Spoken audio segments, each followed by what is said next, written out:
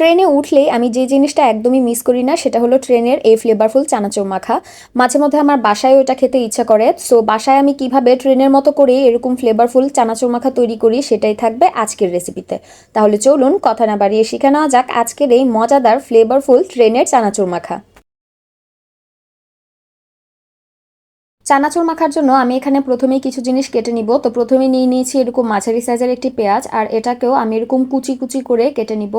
তারপর আমি নিয়ে নিয়েছি একটি শসা, আর এই শসার অর্ধেকটা আমি এরকম কুচি কুচি চিকন করে কেটে নিব।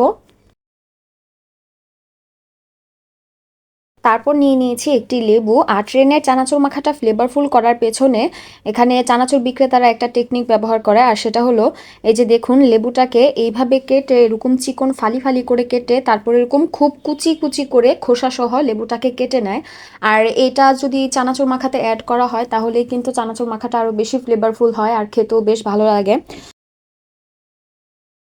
তারপর নিয়ে নিয়েছি একটি টমেটো, আর টমেটোটা অর্ধেক কেটে আমি ব্যবহার করছি। আর সেমভাবেই এই টমেটোটাকেও খুব চিকন চিকন করে কুচি কুচি করে কেটে নিচ্ছি। আপনারা হয়তো বা খেয়াল করেছেন ট্রেনের চানাচুর মাখাটাতে এরকম টমেটো শসা সব কিছুই কিন্তু খুব কুচি কুচি করে কেটে ব্যবহার করা হয়। তারপর নিয়ে নিয়েছি দুইটা কাঁচামরিচ, আর এখন কাঁচামরিচগুলোকেও খুব কুচি কুচি করে কেটে নিব। কাঁচামরিচটা আপনারা আপনাদের টেস্ট অনুযায়ী বাড়িয়ে কমিয়ে নিতে পারেন। এখন নিয়ে নিয়েছি কতগুলো ধনিয়া পাতা, আর সেমভাবে ধনিয়া পাতাগুলোকেও খুব চিকন করে কুচি কুচি করে কেটে নিতে হবে। তারপর নিয়ে নিব এরকম একটি প্লাস্টিকের কৌটা, আর এই কৌটার মধ্যে প্রথমে দিয়ে দিব 1 কাপ পরিমাণ চানাচুর। আমি আজকে একজনের পরিমাণ করে বানাচ্ছি। আপনারা যদি আরও বেশি পরিমাণ বানাতে চান তাহলে বাকি উপকরণগুলোও বাড়াতে হবে।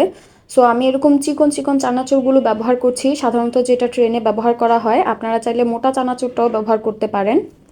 এখন আমি ব্যবহার করব একটা স্পেশাল জিনিস, আর সেটা হলো রান্না করা গরুর মাংসের এরকম ঘন ঝোল ব্যবহার করব। এটা আসলে ব্যবহার করলে চানাচুর মাখাটা খেতেও ভালো লাগবে আর এটার ফ্লেভারটাও খুব ভালো হবে। সাধারণত ঝালমুড়িওয়ালা মামারা একটা আলাদা মশলা তৈরি করে সেটা ব্যবহার করে, তবে আজকে আমি সেই ঝামেলায় যাচ্ছি না। তাই গরুর মাংসের এরকম রান্না করা ঝোল থেকে ঘন ঝোল 1 টেবিল চামচ আমি চানাচুরটার মধ্যে দিয়ে দিব।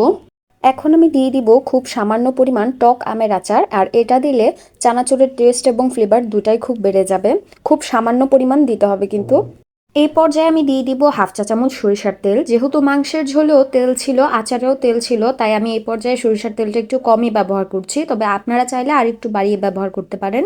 এখন দিয়ে দিব সেই কেটে রাখা পেঁয়াজ কুচি, কাঁচামরিচ কুচি, লেবু কুচি, শসা কুচি, টমেটো কুচি এবং ধনিয়া পাতা কুচি। সবশেষে দিয়ে দিব স্বাদমতো সামান্য লবণ। আপনারা চাইলে এটা স্কিপও করতে পারেন। এখন সেই কৌটার ঢাকনাটা লাগিয়ে তারপর ইচ্ছে মতো এই চানাচুর মাখাটাকে ঝাঁকিয়ে নিতে হবে। আপনারা চাইলে এই কাজটা হাত দিয়েও করতে পারেন। আর ঝাঁকিয়ে নেওয়ার পরেই দেখবেন চানাচুর মাখাটা কিন্তু একদম ready. Just have a look guys, একদম জিভে জল আসার মতো অবস্থা। আশা করি রেসিপিটি বাসায় ট্রাই করে আমার কমেন্টে অবশ্যই জানাবেন। আর ভিডিওটি ভালো লাগলে লাইক করবেন, শেয়ার করবেন এবং সাবস্ক্রাইব করে আমার চ্যানেলের পাশেই থাকবেন। ধন্যবাদ।